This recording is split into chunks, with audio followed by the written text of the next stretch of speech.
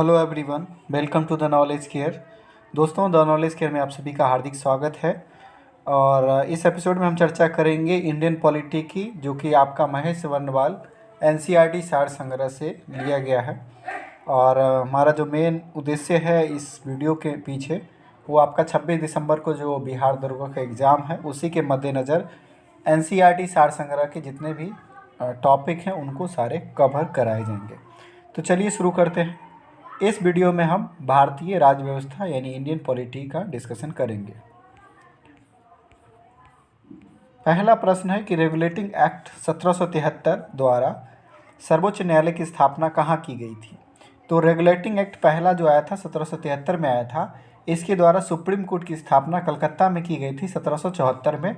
और इसमें sir Elijah Aamby को बनाया गया था मुख्य न्यायाधीश। ठीक है। इसके अलावा 3 अन्य न्यायाधीश थे, चेस्टर, लिनेस्टर और हाइडे।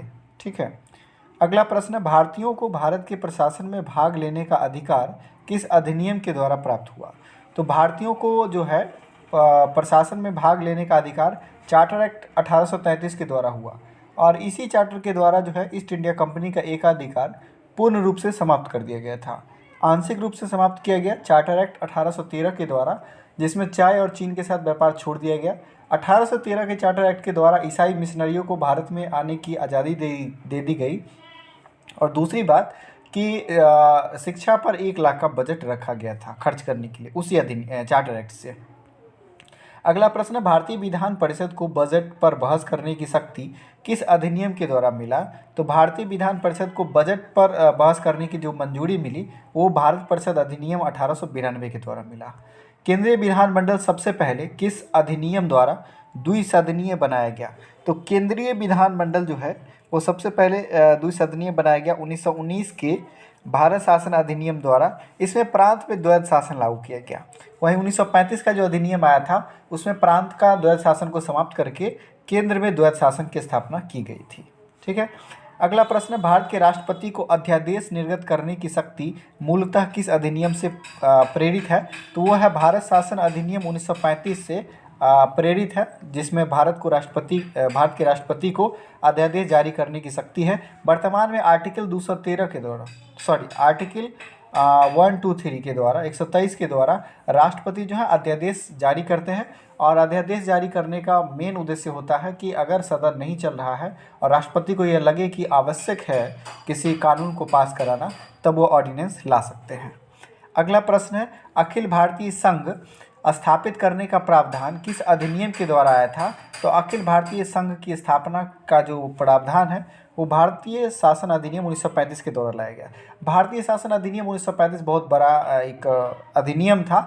इसी का बहुत सारा जो अनुच्छेद है वो हूबहू हमारे संविधान में लिया गया है। तो सबसे बड़ा स्रोत ये भी है। इसके अलावा हमने अन्य देशों से भी बहुत सारी चीज़ें बोरो किया है। ठीक है। भारत के संविधान में केंद्र और राज्यों के मध्य किया गया शक्तियों का विभाजन भारत सरकार अधिनियम 1935 के द्वारा आधारित है। और इसी में भारत को अखिल भारतीय संघ बनाने की बात की गई थी।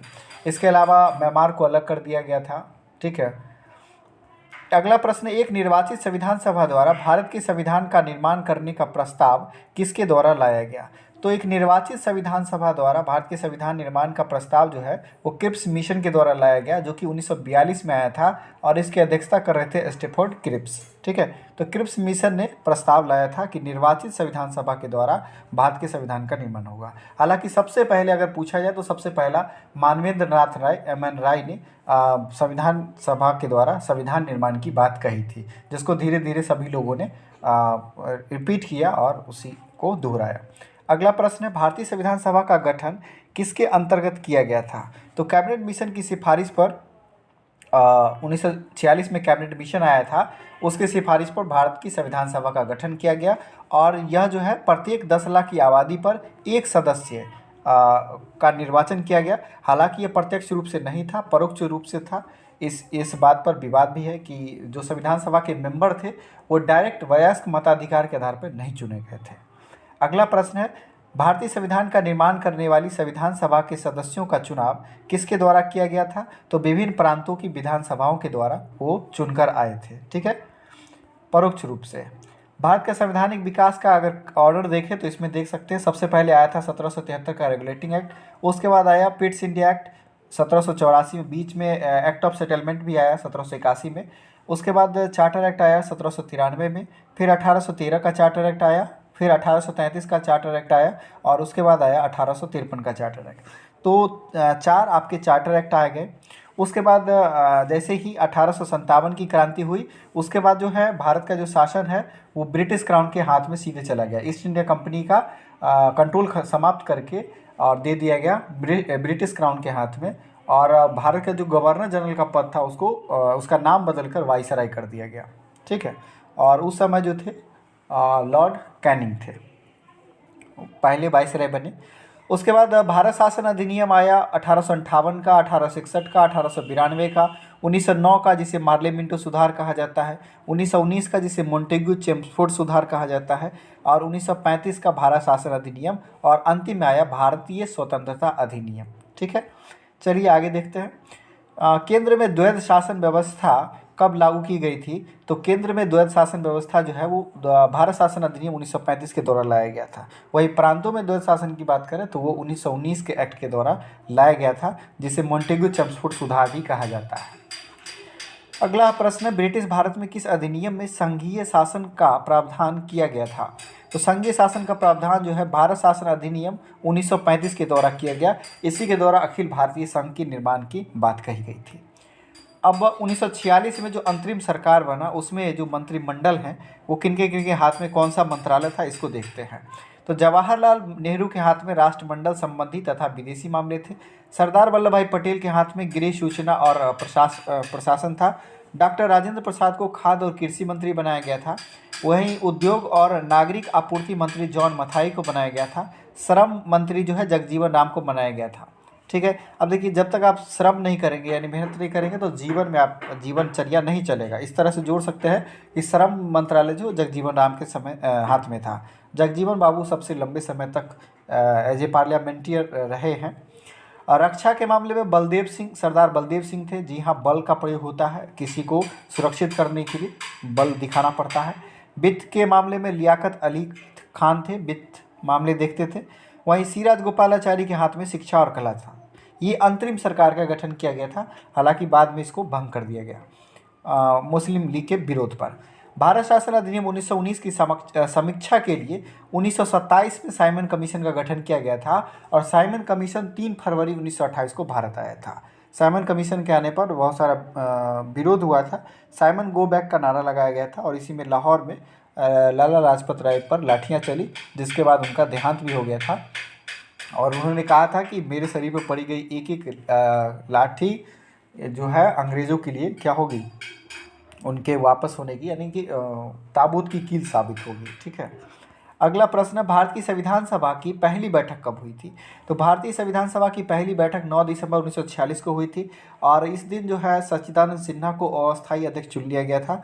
वहीं अस्थायी अध्यक्ष के तौर पे 11 दिसंबर 1946 को जब दूसरी बैठक हुई तो राजेंद्र प्रसाद बाबू को चुन लिया गया था। और संविधान सभा के उपाध्यक्ष रहे एच.सी. मुखर्जी, हरीश चंद्र मुखर्जी। संविधान सभा के संवैधानिक सलाहकार सर बेनेगल नरसिंह राव थे। ठीक है, सर बेनेगल नरसिंह राव थे। इन्होंने ही पहले ड्राफ्ट बना कर दिया था। उसके बाद उसको जो प्रारूप समिति का गठन किया गया, जिसकी अध्यक्षता भीमराव अम्बेडकर ने किया, तो उन्होंने इस पर जो है किन प्रावधानों को रखना है, किन पर डिस्कशन करना है, यानी उन्होंने छाटा। रफली जो तैयार किया गया था वो सर बी.एन. राव के द्वारा किया गया था। संविधान सभा का अध्यक्ष अस्थायी अध्यक्ष डॉक्टर राजेंद्र प्रसाद, अस्थायी अध्यक्ष सच्चिदानंद सिन्हा। संविधान सभा में पंडित नेहरू द्वारा उद्देश्य प्रस्ताव कब प्रस्तुत किया गया? तो संविधान सभा ने 13 दिसंबर 1946 को पंडित नेहरू ने उद्देश्य प्रस्ताव प्रस्तुत किया, और उसी के आधार पर जो है संविधान बनाना स्टार्ट हो गया। यानी कि 13 दिसंबर 1946 से कंटिन्यूसली काम स्टार्ट हो गया। हालांकि 22 जनवरी 1947 को उद्देश्य प्रस्ताव जो है वो पारित हो सका। ठीक है, और यही उद्देश्य प्रस्ताव आगे चलकर जो है हमारा प्रियम्बल का रूप धारण कर लिया, यानी प्रस्तावना का प्रारूप धारण कर लिया। नेहरू द्वारा उद्देश्य प्रस्ताव को कब पारित किया गया? 22 जनवरी 1947 को।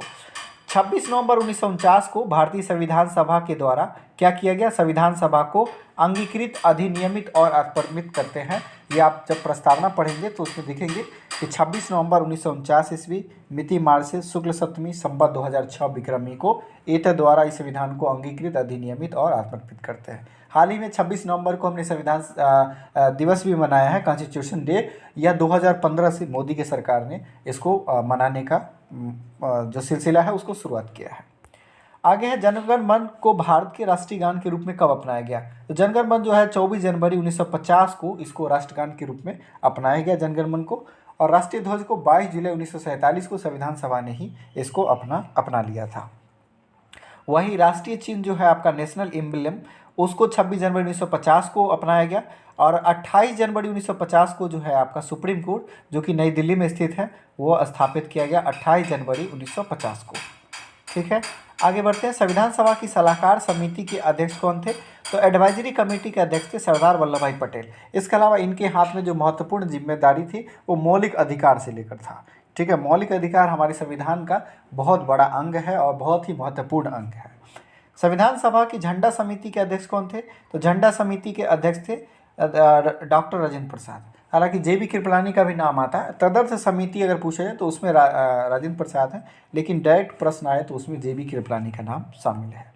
आगे देखेंगे संघ शक्ति समिति। तो इसमें तो ट्रिक लगा रखे हैं कि संघ वाले जितने हैं वो जवाहरलाल नेहरू हैं, चाहे वो संघ शक्ति समिति हो या संघीय संविधान समिति हो। वहीं प्रांतीय संविधान समिति जो है वो सरदार पटेल के हाथ में है। उन्होंने ही प्रांतों को मिलाया, देशी रियासतों को मिलाया। प्रारूप समिति के अध्यक्ष डॉक्टर भीमराव अम्बेडकर थे। और भीमराव अम्बेडकर को भारतीय संविधान का पिता और जननी दोनों कहा जाता है। मौलिक अधिकार और अल्पसंख्यक संबंधी परामर्श समिति के अध्यक्ष सरदार वल्लभ भाई पटेल थे। प्रक्रिया नियमन समिति के अध्यक्ष डॉक्टर राजेंद्र प्रसाद थे। राज्यों के लिए समिति या संघ कह सकते हैं, इसके लिए पंडित जवाहरलाल नेहरू थे। संचालन समिति के अध्यक्ष डॉक्टर राजेंद्र प्रसाद थे। तो संचालन, प्रक्रिया नियमन, ये दोनों याद रखिएगा। प्रक्रिया नियमन पूछा गया था। आगे प्रश्न है कि भारतीय संविधान के संवैधानिक सलाहकार कौन थे? तो सर बेनेगल नरसिंह राव थे। भारतीय संविधान को बनने में कितना समय लगा? तो भारतीय संविधान को बनने में 2 वर्ष 11 माह 18 दिन लगा। ठीक है, जिसमें जो है टोटल 12 अधिवेशन शामिल है। 12 अधिवेशन के द्वारा जो है सारी बातों को बहुमत के आधार पर सर्वसम्मति से पारित कर लिया गया। भारतीय संविधान के संवैधानिक सलाहकार कौन थे? तो सर बेनेगल नरसिंह राव थे। भारतीय संविधान ने वर्तमान राष्ट्रीय ध्वज को कब अपनाया था? 22 जुलाई 1947 को। संविधान सभा की पहली बैठक की अध्यक्षता डॉक्टर सच्चिदानंद सिन्हा ने किया, जो कि अस्थायी अध्यक्ष थे। भारत का संविधान कब स्वीकार किया गया? तो 26 नवंबर 1949 को स्वीकार किया गया, लेकिन इसको लागू किया गया 26 जनवरी 1950 को। इसके पीछे का कारण था कि 26 जनवरी 1930 को भारतीय राष्ट्रीय कांग्रेस ने पहले ही लाहौर में रावी नदी के तट पर स्वाधीनता दिवस के रूप में मना लिया था, जिसको रिमार्केबल करने के लिए जो है थोड़ा समय लिया गया। और 26 नवंबर 1949 को हमने कुछ प्रावधान, कुछ अनुच्छेद, लगभग 16 अनुच्छेद को उस दिन पारित किया गया। और उस दिन जो है संविधान सभा ने अंतिम बैठक तो 24 जनवरी 1950 को हुई, लेकिन इस दिन जो है संविधान को अंगीकृत, अधिनियमित और आत्मर्पित कर लिया गया। 9 दिसंबर 1946 को संविधान सभा की पहली बैठक हुई, जिसमें सच्चिदानंद सिन्हा अस्थायी अध्यक्ष हुए। 11 दिसंबर को अस्थायी अध्यक्ष चुन लिए गए डॉक्टर राजेंद्र बाबू। और संविधान निर्माण का जो प्रक्रिया है वो 13 दिसंबर 1946 से स्टार्ट हुआ और पंडित जवाहरलाल नेहरू के उद्देश्य प्रस्ताव से यह प्रारंभ हुआ। 22 जनवरी 1947 को सर्वसम्मति से उद्देश्य प्रस्ताव को पारित कर लिया गया। 26 नवंबर 1949 को भारतीय संविधान सभा को अंगीकृत कर लिया गया, एडॉप्ट कर लिया गया, इनएक्टमेंट में लाया गया। हालांकि 26 जनवरी 1950 से यह पूर्ण रूप से लागू हुआ और उस दिन हम गणतंत्र दिवस के रूप में मनाते हैं। संविधान सभा के कार्यों से संबंधित समिति, देखिए संविधान सभा 2 काम कर रही थी। एक काम कर रही थी संविधान निर्माण की, और दूसरा जो है वो विधायिका का भी काम कर रही थी। तो जब बैठक होती थी कानून को पारित करने के लिए तो जीबी मावलंकर करते थे, और कानून बनाने की बात होती थी तो डॉक्टर राजेंद्र बाबू करते थे। तो जीबी मावलंकर भारत के पहले लोकसभा अध्यक्ष हुए और इनका पूरा नाम गणेश वासुदेव मावलंकर था। डॉक्टर BR अम्बेडकर की अध्यक्षता में संविधान सभा की प्रारूप समिति में 6 अन्य सदस्य भी थे, यानी कि जो प्रारूप समिति था उसमें टोटल 7 मेंबर थे, जिसमें अध्यक्षता कर रहे थे BR अम्बेडकर। तो N गोपालास्वामी इसके 6 मेंबर जो थे उनमें N Gopalaswami Ayyangar, doctor KM Munshi, Kanhaiyalal Maneklal Munshi, उसके अलावा BL मित्र, और बाद में इनके स्थान पर माधव राव आए, और अल्लादी कृष्णा स्वामी अय्यर, उसके बाद सैयद मोहम्मद सादुल्ला खान तथा डीपी खेतान, बाद में डीपी खेतान के जगह पर टीटी कृष्णमाचार्य आए। तो यहाँ से भी प्रश्न बन जाते हैं। देखिएगा माधव जो है मित्र के जगह पर माधव आए, ठीक है, ऐसे याद रखिएगा।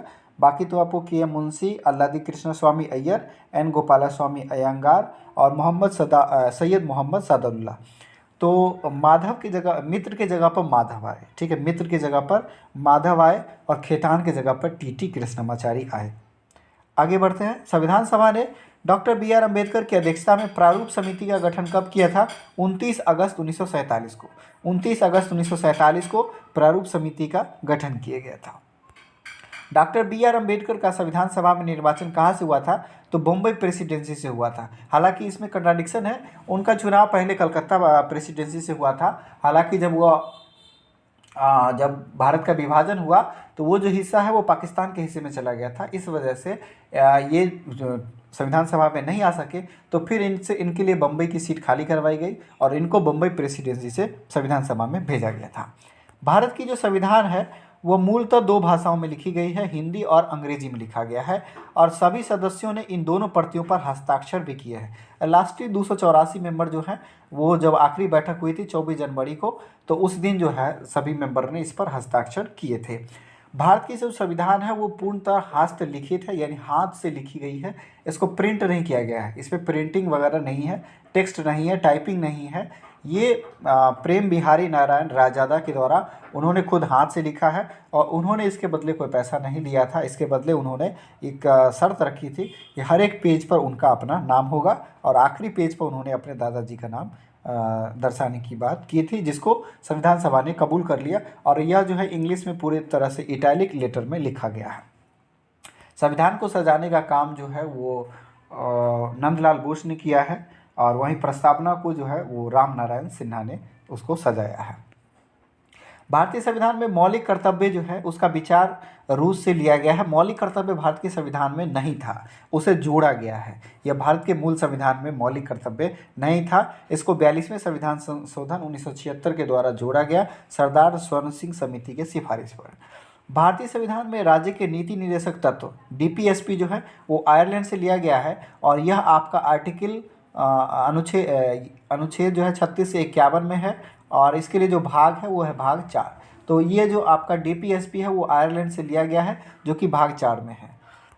भारतीय संविधान की प्रस्तावना में सम्मिलित स्वतंत्रता, समानता और बंधुत्व, principle of liberty, equality and fraternity किस देश से लिया गया है? तो फ्रांस से। ये जो शब्दावली है स्वतंत्रता, समानता और बंधुत्व, इसकी जो अवधारणा है वो फ्रांस से ली गई है। भारत में न्यायिक पुनरावलोकन की संकल्पना कहाँ से ली गई है? यानी जुडिशियल रिव्यू सिस्टम जो है वो यूएसए से लिया गया है, संयुक्त राज्य अमेरिका से लिया गया है। वहीं भारत के संविधान में जो मूल अधिकार हैं वो भी यूएसए से लिए गए हैं। इसके अलावा उपराष्ट्रपति का पद भी लिया गया है। अमेरिका से जो प्रावधान हमने बोरो किए हैं उनमें देखेंगे कि प्रस्तावना के जो शब्द हैं, हम भारत के लोग, हमारी जो प्रस्तावना है वो स्टार्ट होती है be the people of India, हम भारत के लोग, ये शब्द अमेरिका से लिए गए हैं। मूल अधिकार अमेरिका से लिए गए हैं। स्वतंत्र न्यायपालिका, उसके अलावा न्यायिक पुनरावलोकन, सर्वोच्च न्यायालय और उच्च न्यायालय के न्यायाधीश को पद से हटाए जाने की प्रक्रिया जो कि महाभियोग की तरह ही होता है। राष्ट्रपति पर महाभियोग हमने अमेरिका से लिया है। उसके अलावा PIL जनहित याचिका, पब्लिक इंटरेस्ट लिटिगेशन कहते हैं PIL का फुल फॉर्म। न्यायिक पुनरावलोकन प्रणाली हमने लिया है। उपराष्ट्रपति का पद लिया है। ये सब हमने अमेरिका से बोरो किया है। और ब्रिटेन से हमने जो शामिल किए हैं प्रावधान, उनमें है विधि का शासन, रूल ऑफ लॉ, संसदीय शासन प्रणाली काफ़ी महत्वपूर्ण है। एकल नागरिकता, भारत में एकल नागरिकता है, यानी कि कोई भी नागरिक जो है वो भारत का नागरिक है, उसका दो नागरिकता नहीं है। इसके अलावा बाई कैमरल जो सिस्टम है यानी द्विसदनीय व्यवस्था, ये भी हमने लिया है ब्रिटेन से। विधि निर्माण की प्रक्रिया यानी कि how to make a law, मतलब कानून कैसे बनाएंगे, ये हमने ब्रिटेन से लिया है। सर्वाधिक मत के आधार पर चुनाव जीत कर निर्णय, जैसे कि सबसे ज़्यादा मत जो प्राप्त करेगा वो चुनाव जीत जाएगा। यानी कि जो अगर मान लीजिए 200 वोट हैं तो 200 में 101 वोट जिनके हाथ में आ गया वो विजयी घोषित हो जाएंगे।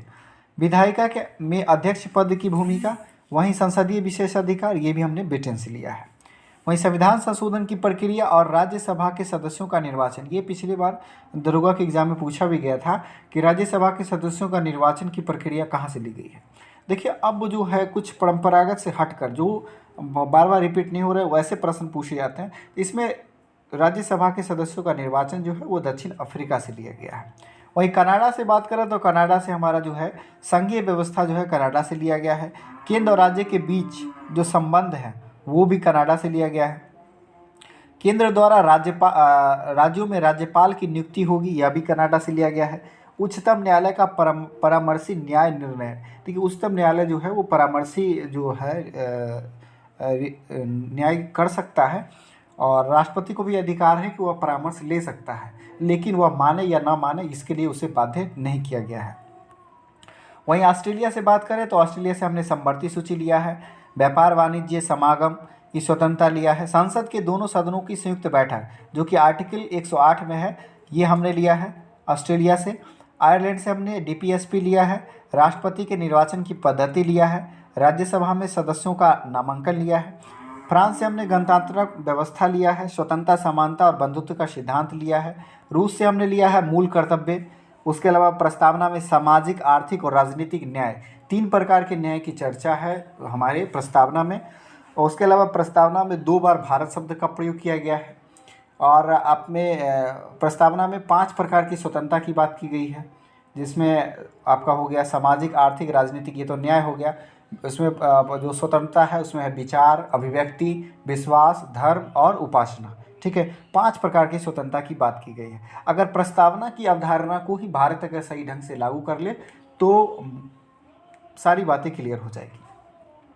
जर्मनी से हमने आपात उपबंध लिया है, जर्मनी के वाइमर कॉन्स्टिट्यूशन से। जापान से हमने विधि द्वारा स्थापित प्रक्रिया लिया है, मतलब विधि बनाने की प्रक्रिया हमने ब्रिटेन से लिया है, लेकिन विधि द्वारा स्थापित जो एस्टेब्लिश्ड प्रोसेस होगा वो हमने जापान से बोरो किया है। अब आगे हम देखते हैं कि भारत का जो संविधान है वो सबसे बड़ा संविधान है और लिखित संविधान है भारत का। इस दृष्टिकोण से भारतीय संविधान जो है अमेरिकी संविधान के समतुल्य है। लिखित के दृष्टिकोण से हमारा संविधान अमेरिका के बराबर है, लेकिन हम सबसे बड़ा, विश्व का सबसे बड़ा संविधान जो है लिखित संविधान वो भारत का है। भारतीय संविधान में संवैधानिक संशोधन की प्रक्रिया कहाँ से ली गई है? दक्षिण अफ्रीका से ली गई है और यह भाग 20 में आर्टिकल 368 में अंकित है। भारत के संविधान में सम्मिलित आपातकालीन उपबंध हमने जर्मनी से लिया है, जर्मनी के वाइमर कॉन्स्टिट्यूशन से। शक्तिशाली केंद्र के साथ भारत की संघात्मक व्यवस्था, ठीक है, फेडरल सिस्टम जो है वो हमने कनाडा से लिया है। भारत के संविधान में सम्मिलित समवर्ती सूची हमने कहाँ से लिया है? कंकरेंट लिस्ट ऑस्ट्रेलिया से लिया है। हालांकि संघ सूची और राज्य सूची का प्रावधान जो है वह आपका भारतीय शासन अधिनियम 1935 में शामिल था। भारतीय संविधान में निहित विधि द्वारा स्थापित प्रक्रिया हमने कहाँ से लिया है? जापान से। विधि बनाने की प्रक्रिया हमने लिया है ब्रिटेन से। भारतीय संविधान में मूल कर्तव्य कहाँ से लिए गए हैं? मूल कर्तव्य रूस से लिया गया है, लेकिन मूल अधिकार कहाँ से लिए गए हैं? यूएसए से लिया गया है। भारतीय संविधान में संसदीय विशेषाधिकार कहाँ से लिया गया है? ब्रिटेन से लिया गया है। भारतीय संविधान में विधि निर्माण की प्रक्रिया ब्रिटेन से और विधि द्वारा स्थापित प्रक्रिया जापान से ली गई है। इसको बहुत ही ध्यान से देखेंगे। अब आगे हम देखते हैं संविधान के भाग, parts of the Indian constitution. पहला भाग है जिसमें भारत के संघ और उसका जो राज्य क्षेत्र है उसके नाम, उसका एरिया कहाँ तक होगा, ठीक है, अलग अलग स्टेट के नाम, उसके एरिया कहाँ तक होंगे, इन सब बातों की चर्चा है। आर्टिकल 1 से 4 में यह उल्लिखित है। भाग 2 नागरिकता से संबंधित है, जिसमें 5 से 11 तक अनुच्छेद है। भाग 3 जो है वो फंडामेंटल राइट है, बहुत ही इंपॉर्टेंट है ये। और ये फंडामेंटल राइट हमारे पास कितने हैं? समता का अधिकार है, स्वतंत्रता का अधिकार है, शोषण के विरुद्ध अधिकार, धार्मिक स्वतंत्रता का अधिकार, संस्कृति और शिक्षा का अधिकार, संवैधानिक उपचारों का अधिकार, कुल 6 मूल अधिकार हैं। हालांकि मूल संविधान में 7 मौलिक अधिकार थे। इनमें से संपत्ति का जो अधिकार था उसको 44वें संविधान संशोधन 1978 के द्वारा उसको मूल अधिकार से बाहर करके उसको कानूनी अधिकार कर दिया गया। अब वह आर्टिकल 300 के क में है, ठीक है। भाग 4 की बात करें तो भाग 4 में आपका डीपीएसपी है जो कि आयरलैंड से लिया गया है, 36 से 51 में है उल्लेखित। मूल कर्तव्य जिसको शामिल किया गया अमेंडमेंट के द्वारा, अब 42nd अमेंडमेंट 1976 में सरदार स्वर्ण सिंह समिति की सिफारिश पर अब वर्तमान में कुल 11 मौलिक कर्तव्य हैं। 11वां जो मौलिक कर्तव्य है वो आपका 6 से 14 वर्ष के बच्चों को माता पिता के लिए अनिवार्य है कि वो अपने बच्चे को शिक्षा प्रदान कराएं। इसको जोड़ा गया 86वें संविधान संशोधन 2002 के द्वारा। आगे है मूल कर्तव्य, हमने देखा भाग 4 का क। संघ भाग 5 में है जो कि 52 से लेकर 151 तक है। इसमें राष्ट्रपति हो गया, प्रधानमंत्री, संसद, राज्यसभा, लोकसभा, इन सब का विवरण 52 से लेकर 151 तक सीमित है।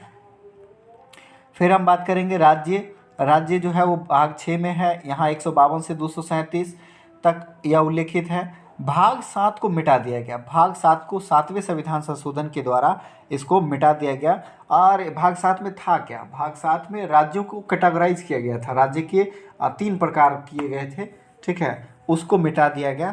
तो यह भाग निश्चित है, हालांकि यह अभी भी संविधान में लिखा हुआ ही है, मतलब इसके प्रावधान निश्चित कर दिए गए। भाग 8 जो है वो केंद्र शासित प्रदेश का उल्लेख करता है, यूटी का, और इसमें 239 से 242 तक। दिल्ली को एनसीटी का दर्जा जो है 1992 में दिया गया और 69वां संविधान संशोधन के द्वारा नेशनल कैपिटल टेरिटरी, राष्ट्रीय राजधानी क्षेत्र का दर्जा।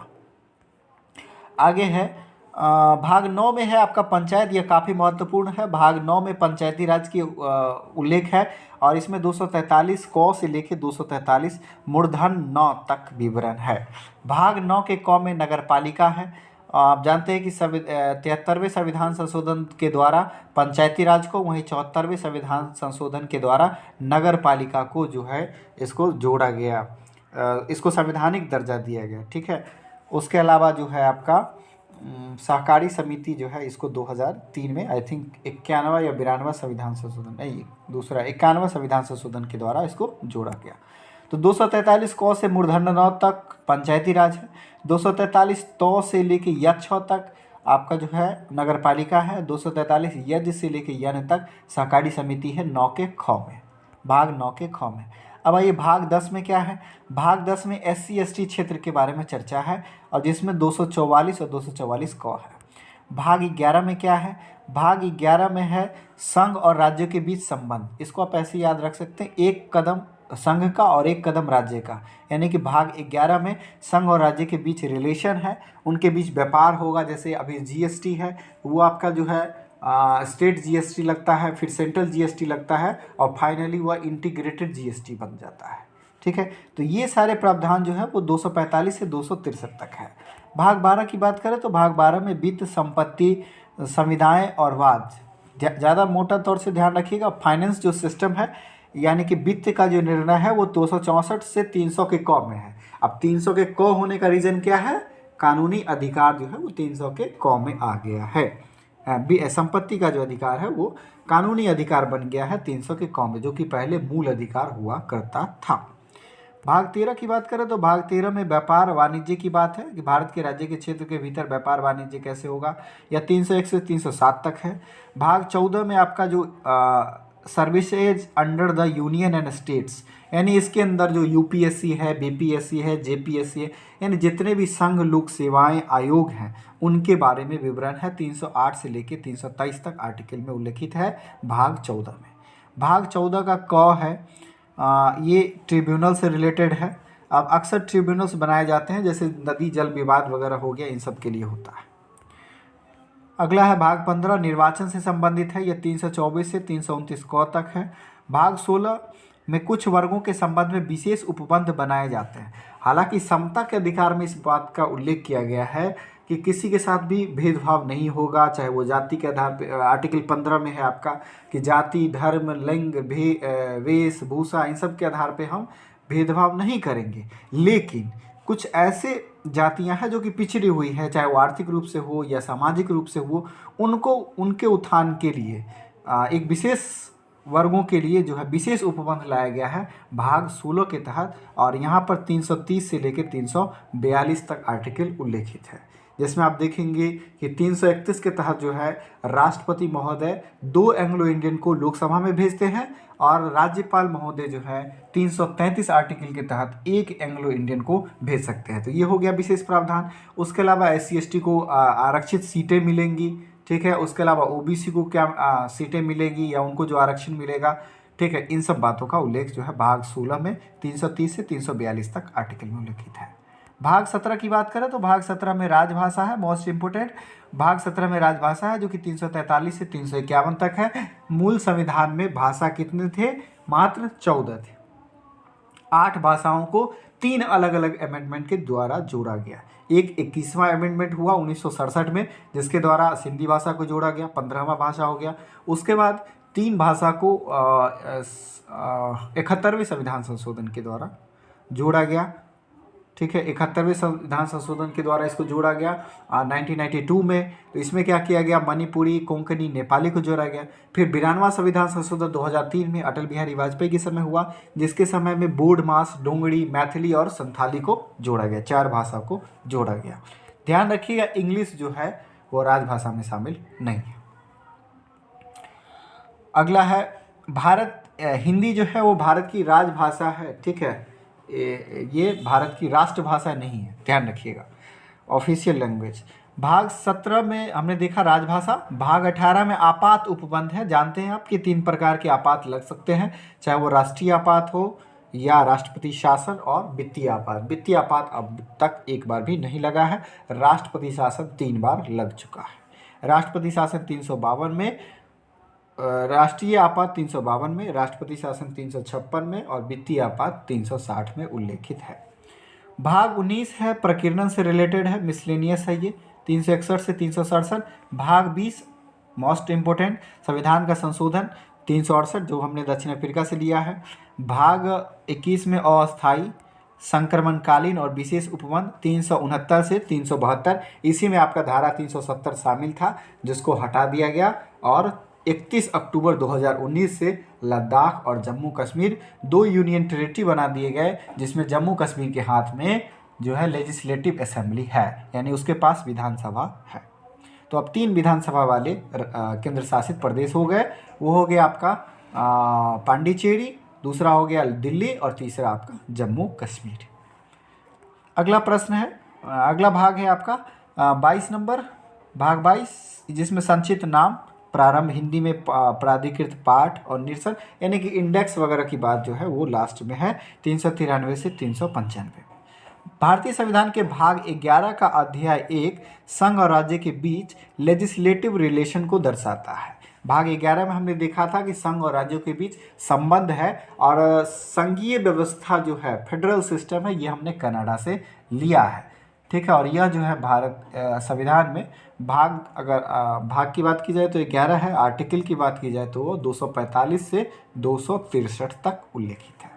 अब आते हैं भारतीय संविधान में अनुसूचियाँ।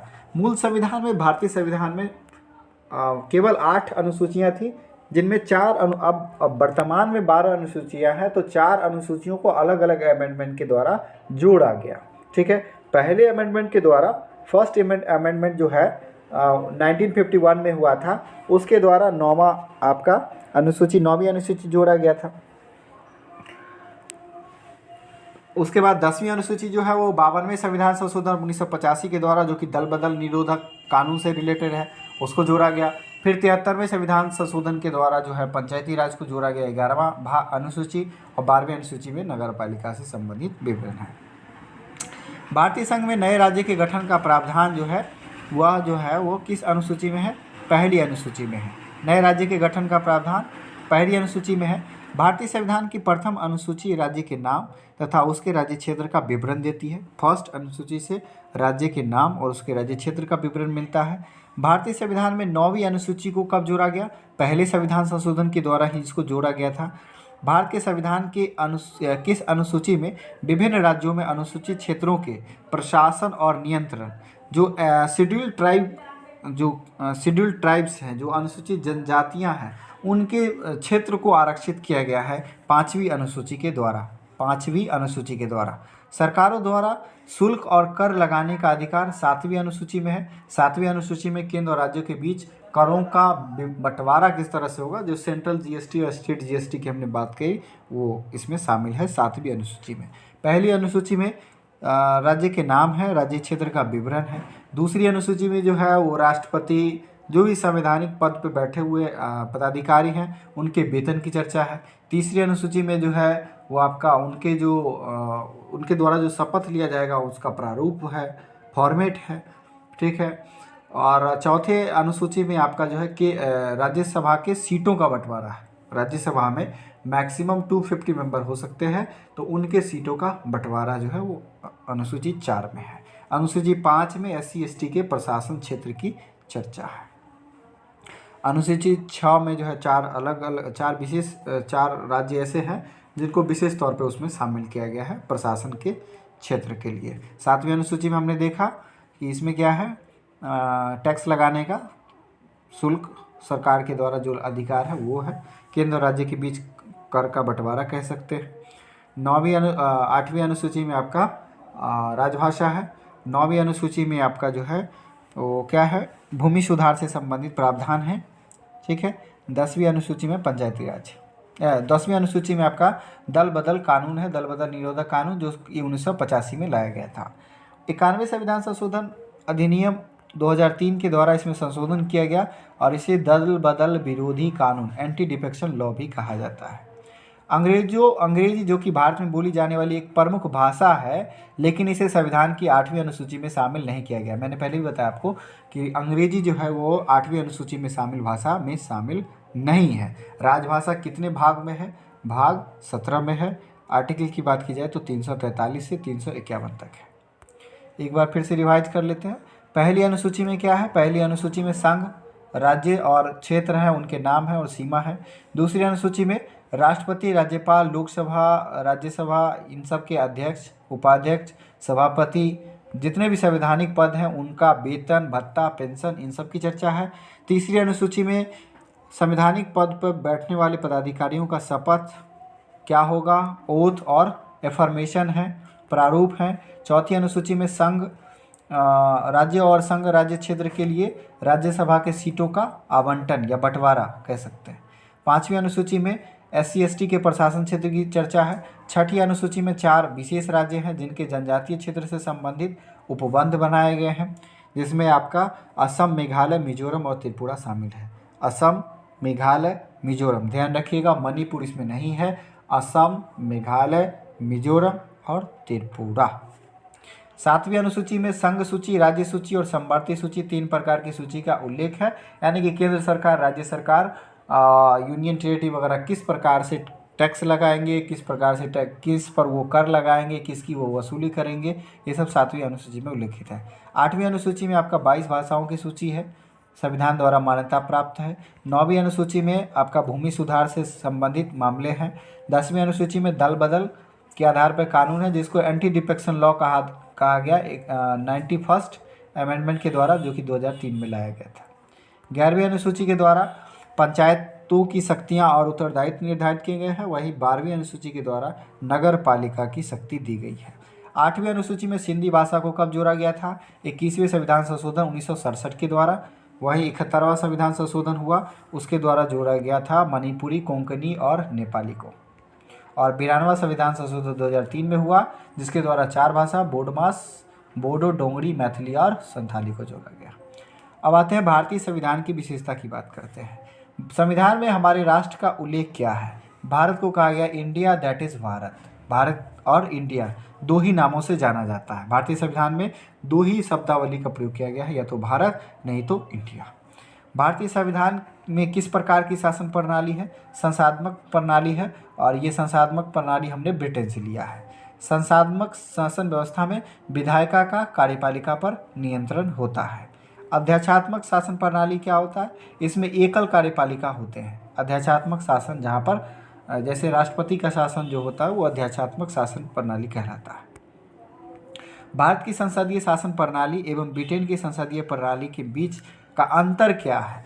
अंतर का जो मुख्य बिंदु है वो है जुडिशियल रिव्यू। भारत में जुडिशियल रिव्यू अवेलेबल है कि भारत के संसद द्वारा जो भी कानून बनाए जाएंगे उसका जुडिशियल रिव्यू किया जा सकता है। भारत का संविधान परिसंघीय है। यह किससे निर्धारित होता है? तो यह केंद्र और राज्य के बीच जो शक्तियों का विभाजन है, जिसको हमने कनाडा से लिया है, इस बात से उल्लिखित है कि भारत का जो सिस्टम है, संविधान है, वो क्या है? फेडरल है। भारतीय संविधान अधिक कठोर तथा अधिक लचीले के बीच एक अच्छा संतुलन है। यह कहा किसने? केसी वेयर ने। केसी वेयर का कहना है कि भारत का संविधान अधिक कठोर और अधिक लचीले के बीच का एक अच्छा संतुलन है। आंशिक रूप से कठोर भी है, आंशिक रूप से लचीला भी है। भारतीय संविधान के वृहत होने का कारण क्या है? संघ तथा राज्यों का एकल संविधान।